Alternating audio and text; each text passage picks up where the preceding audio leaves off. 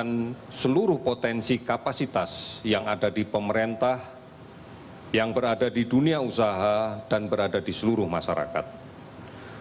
Gugus Tugas Percepatan Penanganan COVID-19 ini bekerja berdasarkan pada 6 arahan Presiden dalam rangka untuk membendung penyebaran COVID-19. Keenam arahan tersebut yaitu: pertama, pengujian sampel harus dilaksanakan secara masif dengan pelacakan yang lebih agresif dan diikuti oleh isolasi yang ketat. Yang kedua, masyarakat diharapkan mulai menggunakan layanan konsultasi medis dengan menggunakan teknologi untuk mengurangi kunjungan ke rumah sakit dengan risiko terpapar, tertular oleh orang lain. Gunakanlah layanan-layanan telemedicine yang saat ini sudah banyak disediakan. Yang ketiga, hendaknya seluruh gugus tugas, baik yang di pusat maupun yang di daerah, mampu melaksanakan komunikasi yang efektif, yang detail, baik, dan transparan kepada semua pihak.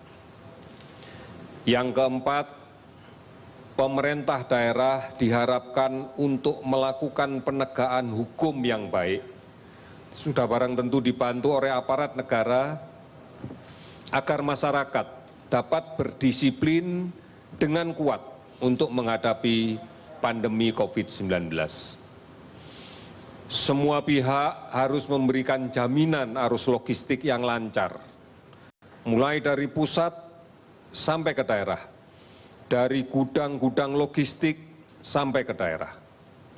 Dan yang keenam, berbagai kebijakan stimulus ekonomi yang diberikan oleh pemerintah haruslah betul-betul tepat sasaran dan fokus pada pemutusan rantai penularan COVID-19.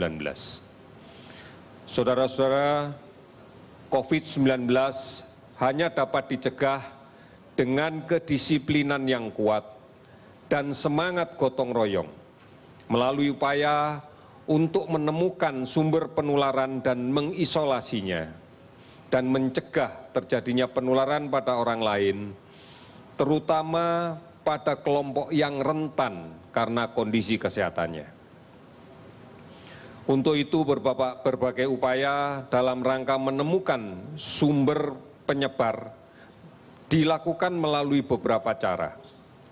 Di antaranya yang pertama adalah dengan melakukan pemantauan pada setiap orang yang memiliki riwayat bepergian dari daerah epicenter, baik di luar negeri maupun dari wilayah epicenter yang berada di dalam negeri. Kami menghimbau agar mereka yang berasal dari daerah epicenter menyadari diri, meskipun tidak ada keluhan sakit apapun, atau ada keluhan sakit, batuk, demam yang ringan. Sadari bahwa berpotensi untuk membawa virus ini. Oleh karena itu, lakukan isolasi diri selama 14 hari dengan tetap di rumah. Dan gunakan masker serta menjaga jarak. Yang kedua, melakukan penelusuran kontak dari pasien COVID-19 yang telah terkonfirmasi positif laboratoriumnya melalui PCR dan tengah dirawat di rumah sakit atau melaksanakan isolasi mandiri. Kementerian Desa telah mengeluarkan berbagai kebijakan dengan menyiagakan desa, kelurahan, atau nagari, dengan membentuk relawan-relawan desa, dengan menyiapkan tempat isolasi, tempat karantina untuk kelompok masyarakat desa yang berisiko, dengan mengkoordinasikan dengan aparat desa yang lainnya, dengan tokoh masyarakat, tokoh agama, Babinsa dan Babin Kantipmas, bidan desa, untuk bersama-sama masyarakat membangun desanya menjadi benteng pertahanan COVID-19 yang mandiri dan efektif dengan berbasis pada kekuatan masyarakatnya sendiri.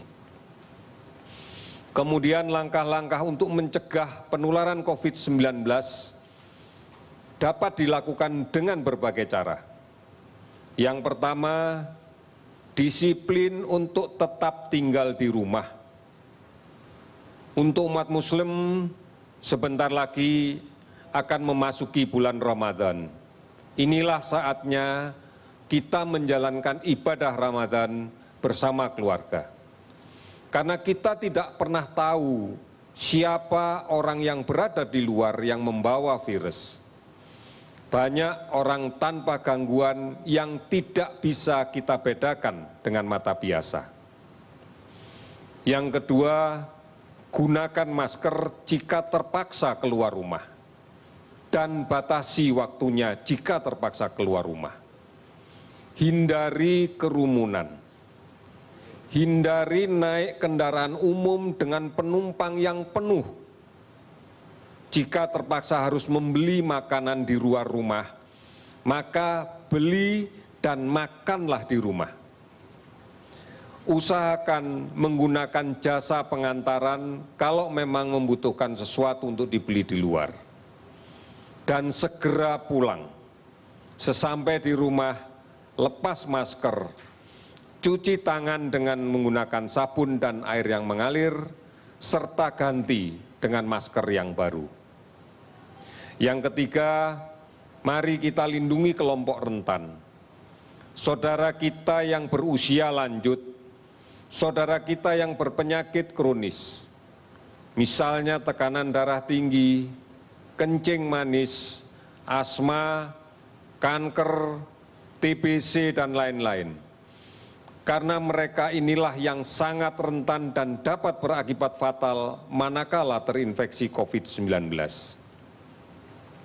Saudara-saudara, keberhasilan upaya ini sangat tergantung pada peran serta masyarakat. Kerjasama semua perangkat RT, RW, desa, sampai dengan pelaksanaan isolasi mandiri, baik perorangan sampai dengan kelompok, dan kepatuhan dalam penerapan PSBB. Upaya ini akan kita perkuat dengan penelusuran kontak yang lebih agresif lagi oleh Dinas Kesehatan dan dibantu aparat pemerintah setempat, serta pengujian sampel secara masif. Saudara-saudara, kami berharap untuk tetap mengikuti informasi yang benar tentang COVID. Cukup banyak sumber informasi yang bisa diakses. Di antaranya pada portal covid19.go.id, hotline 119 extension 9, WhatsApp COVID-19 di 0811 33 39 9000 atau di Halo Kemkes di 1500567. Aplikasi online dan layanan telemedicine yang lainnya cukup banyak bisa kita akses. Termasuk update yang terus-menerus dilaksanakan setiap hari oleh TVRI dan RRI yang disebarluaskan oleh televisi dan radio swasta yang lainnya. Saudara-saudara, kinerja data sampai dengan pukul 12.00 pada hari ini adalah sebagai berikut. Laboratorium yang saat ini bisa menjalankan pemeriksaan secara utuh bertahan adalah 38 laboratorium. Beberapa laboratorium akan segera ditambahkan, begitu reagen yang harus kita datangkan dari negara lain sudah bisa kita terima hari ini. Spesimen yang kita periksa jumlahnya sudah mencapai 55.000 lebih. Jumlah kasus yang kita periksa sudah mencapai 47.000 orang lebih. Hasil positif sampai dengan hari ini adalah 7.418 orang. Ini adalah positif terkonfirmasi dengan menggunakan real-time PCR. Hasil negatif adalah 39.943 orang. Pemantauan yang kita lakukan terhadap pasien ODP adalah sebanyak akumulasinya 193.571 orang. Sebagian besar dari pemantauan ODP ini sudah selesai. PDP 17.754 orang yang saat ini kita rawat dan menunggu hasil konfirmasi laboratorium PCR yang real time. Konfirmasi kasus COVID-19 7.418 orang. Kasus sembuh 913 orang. Kasus yang meninggal 635 orang. Seluruh provinsi sudah terdampak. 263 kabupaten kota juga terdampak. Sebaran pasien sembuh yang terbanyak adalah di Jakarta 322 orang, Jawa Timur 101 orang, Sulawesi Selatan 75 orang, Jawa Barat 79 orang, Jawa Tengah 54 orang. Keseluruhan akumulasi di 34 provinsi adalah 913 pasien. Secara rinci penambahan kasus pada hari ini untuk konfirmasi positif sebanyak 283 sehingga jumlahnya menjadi 7.418. Kasus sembuh bertambah 71 orang sehingga akumulasinya menjadi 913 orang. Kasus meninggal bertambah 19 orang sehingga akumulasinya menjadi 635. Saudara-saudara, mari kita berpartisipasi secara aktif dalam penanganan COVID-19 ini dengan cara memutuskan penularan COVID-19.